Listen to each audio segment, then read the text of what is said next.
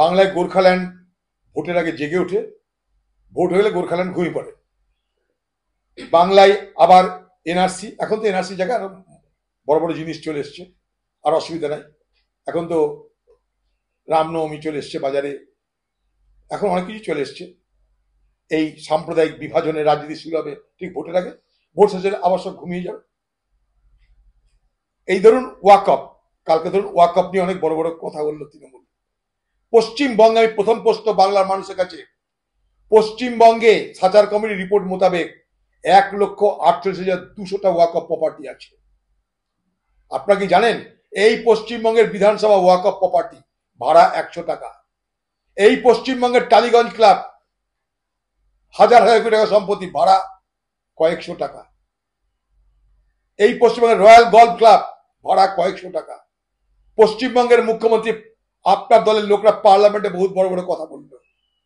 এই পশ্চিমবঙ্গে ওয়াকআপ লুট চলছে, লুট, ওয়াকআপ লুট হয়েছে, ওয়াকআপ সমিতি দখল হয়েছে, তার জবাবও কিন্তু আপনাকে দিতে হবে।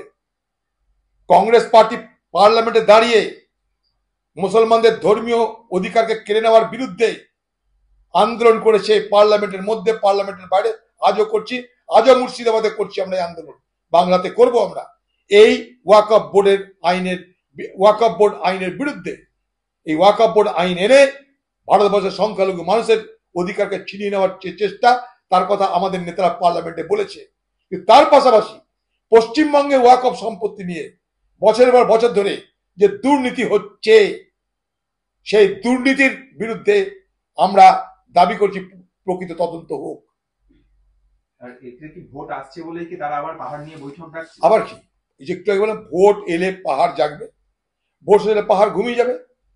ভোট এলে সাম্প্রদায়িক উত্তেজনা বাড়বে, ভোট শেষ হয়ে গেলে সাম্প্রদায়িক উত্তেজনা থেমে যাবে।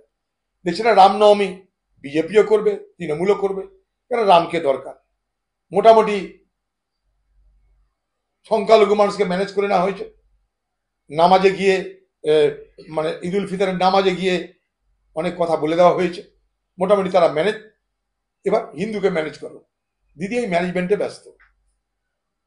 আর বিজেপি দেখছে এই বোকাতে আবার গোর্খাল্যান্ড নিয়ে একটু সুশ্রী দিলে কিছু একটা হবে। উত্তরবঙ্গ নিয়ে বরাবর তাদের এই অবস্থান আমরা দেখেছি। তো দিদির অবস্থান, বিজেপির অবস্থান সকলের জানা। এখানটাই বাংলায় মানুষের জন্য আর কোনো ভোট হবে না। শিক্ষা নিয়ে ভোট হবে না, স্বাস্থ্য নিয়ে ভোট হবে না, চাকরি নিয়ে ভোট হবে না, শিল্প নিয়ে ভোট হবে না।